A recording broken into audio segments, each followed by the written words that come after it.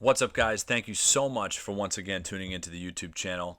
In today's video, I'm going to be showing you guys how to paint a room, and not just paint a room in any old way, but how to get a high quality, professional looking result, a result that'll look so good all your friends and family are going to be wondering, where did they learn how to paint? Before we actually get into the work being done, I left this here for you. This is just a little cheat sheet of how I do the work and the supplies that are needed. So I start with the prep work, and then I move my way through painting the ceilings, walls, trim, and doors in that order. So we're going to do a quick walk around of this room here, and you can see it's a little bit beat up. There's stickers, posters, cracks, nail holes, you name it. And this person's looking to sell their house, so instead of just throwing paint on the walls and calling it a day, I wanted to get some paint on the ceilings. I wanted to get fresh paint on the walls, get it all smoothed up and flat, and then end off with a very nice semi-gloss white paint on the trim, just to give it a lot of contrast, look real sharp, real modern. So I think you guys are going to be very impressed with this final result, so stay tuned.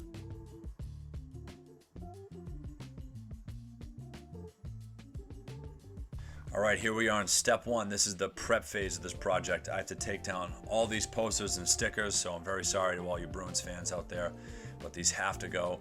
And then I'm just checking out for cracks like this, nail holes like this. And I'm gonna go around with compound, just your very basic joint compound you can buy at Lowe's or Home Depot. And I smear it into all those cracks and all those holes. And once it's dried, I go around with some sandpaper and I smooth it all up. It just makes the wall really smooth and really flat. If you don't do that, you'll have a really rough surface to paint on and it won't look great. But if you invest some time in this prep phase, it's going to turn out looking awesome.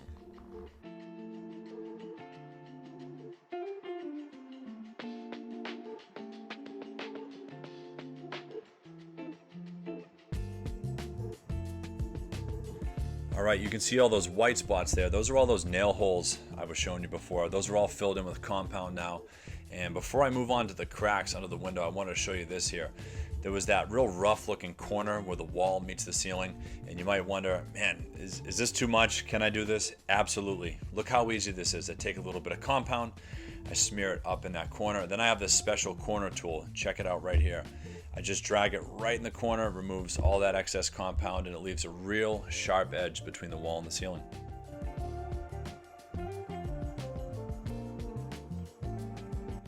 All right, let's take care of this crack here. So for all these cracks in the room, I have my compound right here on deck ready to go. I have my paintbrush and I have a couple compound knives. So first I take that brush there and I brush out all of these cracks. That way I can get rid of any loose debris or spider webs or whatever might be in the way. Then I put the compound on the knife, I apply it, and then I smooth it out.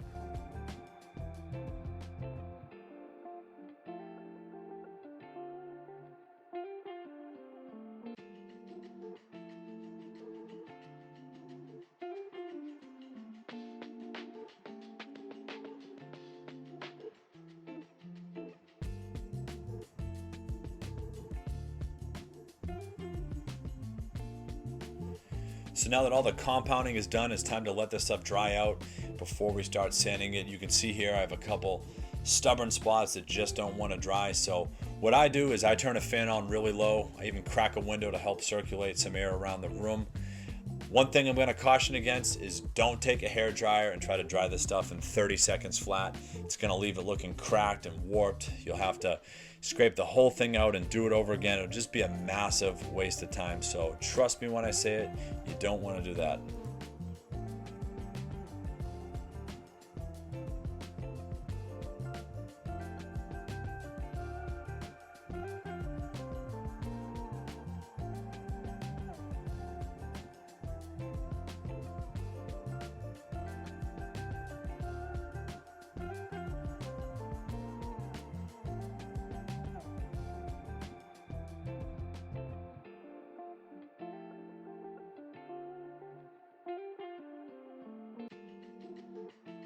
The final thing I do before I start painting is I go around with my caulking gun and I take care of any sort of imperfections or gaps like this. You can see here in a moment.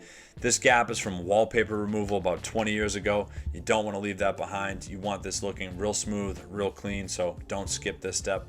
I go around, I wipe down the trim, I hit it with the caulking gun, I smooth it all out. It looks great, and now we're ready to paint.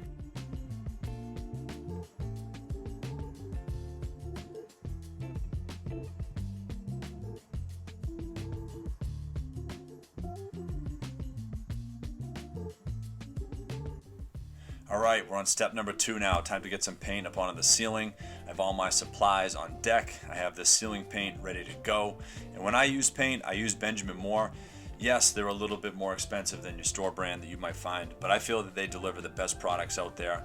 And this ceiling was in need of all the help it could get. You can see just real beat up after 20 years. So this flat white ceiling paint really did the trick in giving this ceiling a fresh start.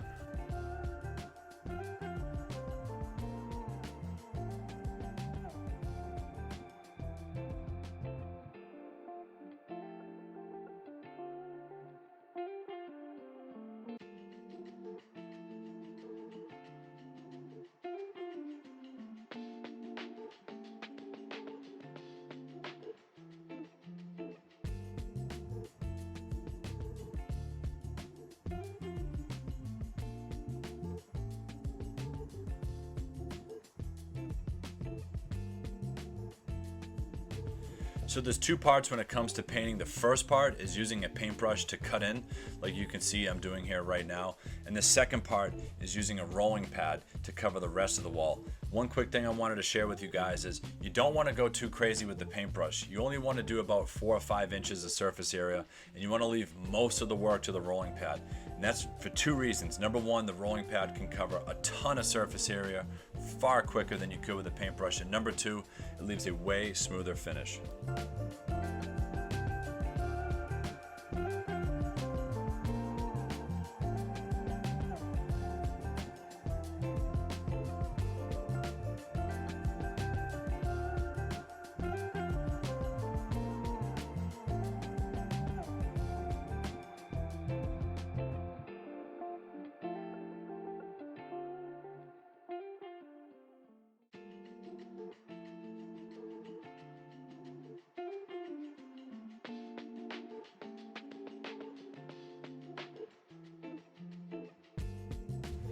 Here I am now ready to roll. I have my yellow extension pole. I have my attachment on the end for the rolling pad. I just put on a brand new rolling pad, and it's time to load this thing up with some paint and get it up on that ceiling and give it a fresh, clean start.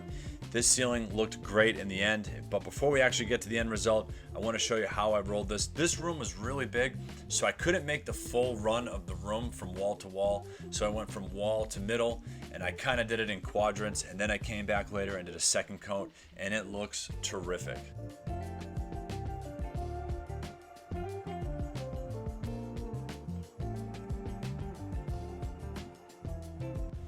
Here's a quick money saving tip for you. I do have other rooms to paint in this house, but for the sake of this video, I'm just doing this one room right now. So I'm saving this rolling pad for later. I wrap it inside of something that's plastic that'll remain airtight so I can come back and use it later when I have other ceilings to paint.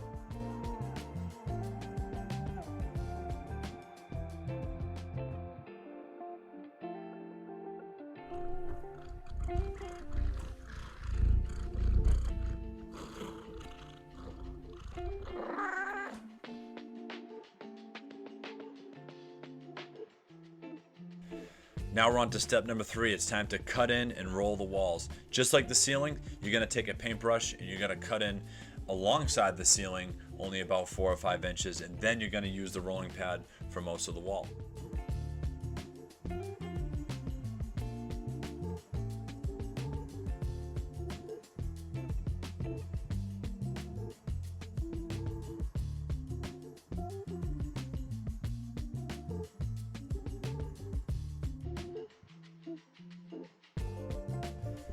This clip's from another room that I was painting, but I put it in because it's a great up-close video of how to cut in. So I'm using a smooth bristle brush, and the reason why I want a smooth bristle brush is because of this right here. I apply a little bit of downward pressure onto the brush. It fans out all those bristles so that the outermost bristles and the paint that are on those bristles is what touches up alongside that ceiling area. If you rush and try to do this too quickly, you'll get paint on the ceiling, and you don't want wall paint on the ceiling. And yeah, this paint right here is light gray, so you might not see it, but if you're painting with this original orange-like color, a tan color, a green or a blue, it'll stick out like a sore thumb. So just be sure to be patient when you're going around and cutting in.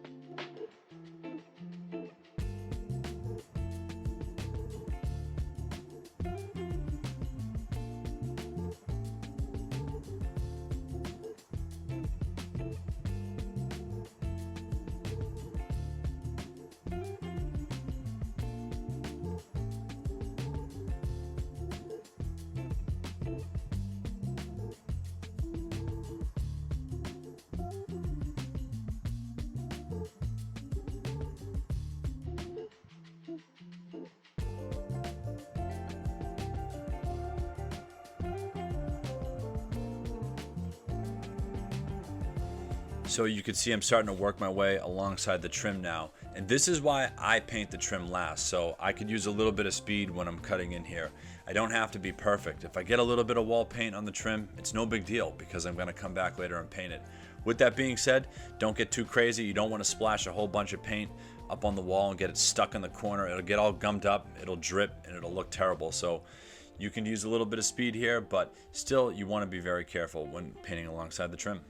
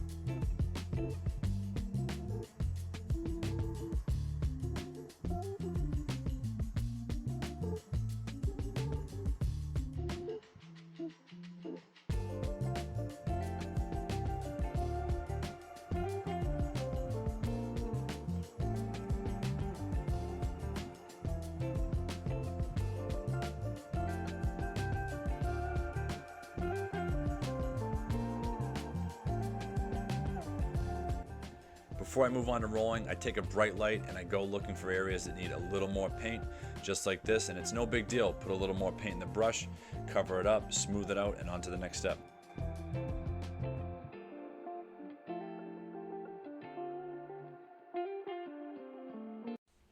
And just like that, it's time to roll the walls. I have all the same painting supplies on deck ready to go, except for this. This is an 18-inch rolling pad. That's larger than the one I was using for the ceiling, and that's gonna help me get more paint on the wall in a shorter period of time. But to that point, I wanna include this clip from a different room, just to show how long it really does take to paint a wall when you're being careful and going slowly. Like me, you've probably seen those videos that say how to paint a wall in 20 seconds, and I want you to know it's not a race, so don't feel compelled to rush around. That's when mistakes happen. You can get paint on the floor, or on the furniture, or on the ceiling, make a big mess, be a huge waste of time. So please take your time, go slow, and get the smooth finish that you're looking for.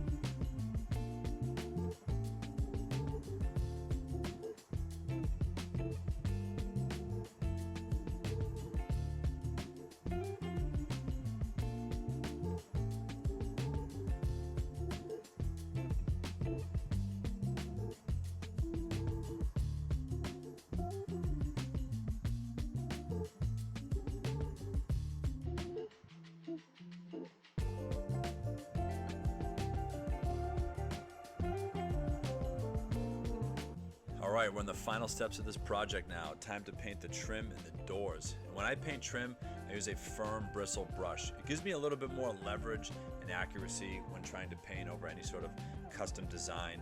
And when I paint trim, there you see it, I use Benjamin Moore Advanced White. It's a little bit pricey, but it's worth the money in my opinion.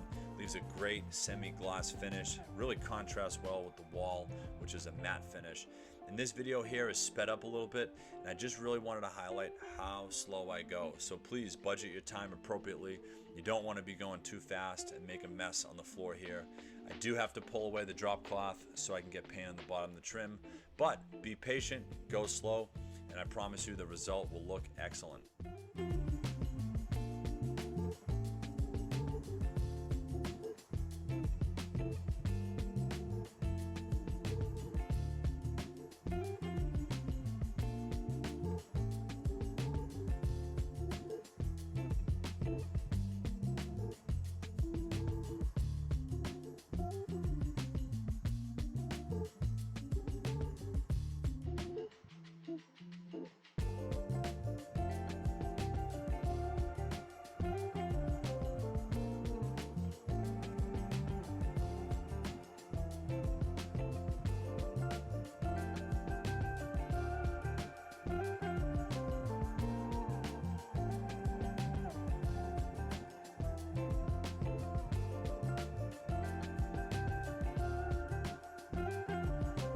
So here we are now working on the doors. It's going to be painted with the same advanced white paint that we use for the trim. But to contrast this even further, the homeowner wanted all the hardware painted black, and it was a great idea. So first I sand it, then I prime it, and then I hit it with 2 coats of paint.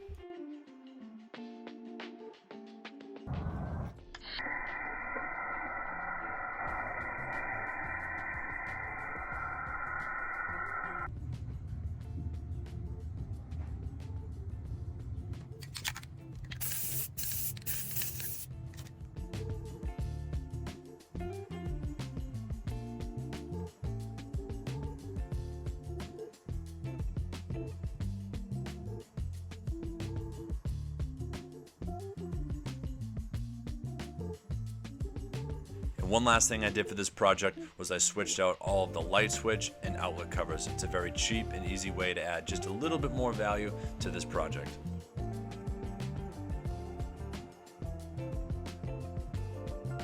Here's the final result. We have a great contrast between the semi-gloss finish of the trim and the matte finish on the wall. Looks very clean, real sharp, and this is exactly what we were going for.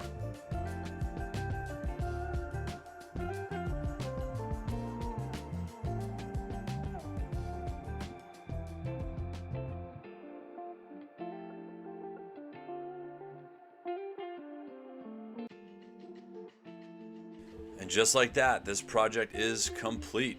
I hope you guys were able to learn a few things from this video. I really appreciate you tuning into the channel once again. I invest a lot of time into making these videos. There's a lot that goes into setting up cameras and doing these voiceovers, but I'll continue to do them if you guys like them. And to help support me, I would really appreciate it if you liked and subscribed to the channel. I have a lot of great videos in the pipeline. And with that being said, I'll see you next time. Thank you.